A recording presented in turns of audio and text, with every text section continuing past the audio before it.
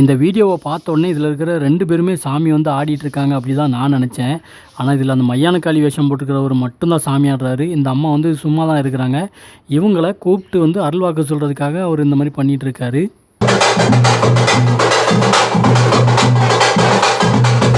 அவர் அருள்வாக்கு உடனே சொல்லலை. அருள்வாக்கு சொல்கிறதுக்காக ரொம்ப நேரம் எடுத்துக்கிறாரு. கடைசியாக என்ன சொல்கிறாங்கன்னு கேளுங்க. எந்த ஒரு நோய் வந்தாலும் நானும்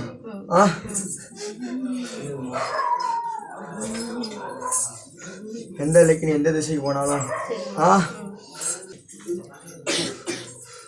நீ எங்கே போனாலும் இந்த மையனை முண்டை இன்னும் வந்து நிற்பா.